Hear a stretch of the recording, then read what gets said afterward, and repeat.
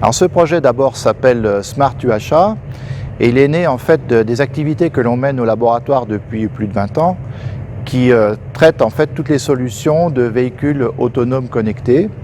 Et de par les travaux que nous menons, eh bien en fait nous est venue l'idée de pouvoir offrir sur ce qu'on appelle le dernier kilomètre ou le premier kilomètre des solutions pour pouvoir transporter du matériel de façon automatisée pour les emmener donc d'un point A à un point B. Ce projet est un projet collaboratif qui implique différents laboratoires. Le laboratoire auquel j'appartiens est un laboratoire dont les compétences sont essentiellement en informatique, en automatique, en traitement du signal et de l'image. Nous utilisons d'ailleurs pour ce projet des outils de l'intelligence artificielle. Ce projet implique aussi d'autres laboratoires dans le domaine des sciences humaines, notamment dans le domaine du marketing, puisqu'il faut bien avoir le retour des utilisateurs dans le cadre de ce robot autonome, et aussi dans le domaine juridique, puisque lorsque nous utilisons un robot autonome, il faut pouvoir maîtriser les interactions qui auront lieu entre le robot, mais aussi le public qui sera autour de ce robot. Les étapes du projet. Donc première étape, c'était d'avoir un robot pour la partie gestion des livraisons et un équipement au niveau du bâtiment pour la partie gestion de l'énergie.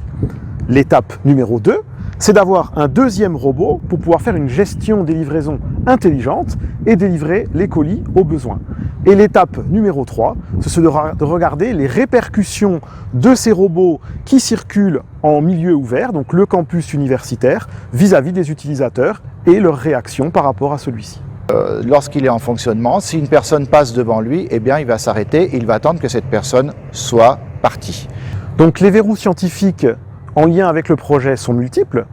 Premier verrou, c'est comment on va faire la gestion des livraisons avec plusieurs robots pour optimiser les trajets et permettre à tous les utilisateurs d'avoir leurs colis en temps et en heure. Deuxième verrou scientifique, c'est la question de la recharge électrique des véhicules.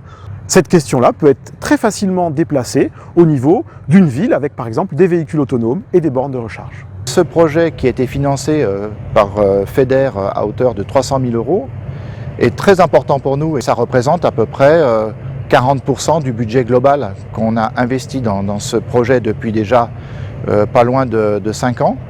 Et ça va nous permettre justement de pouvoir faire tous les futurs tests sur ces flottes et en cela, eh bien, le projet FEDER est vraiment important pour nous et va pouvoir permettre à l'équipe mais aussi à l'ensemble des laboratoires de pouvoir continuer leur recherche sur ce domaine.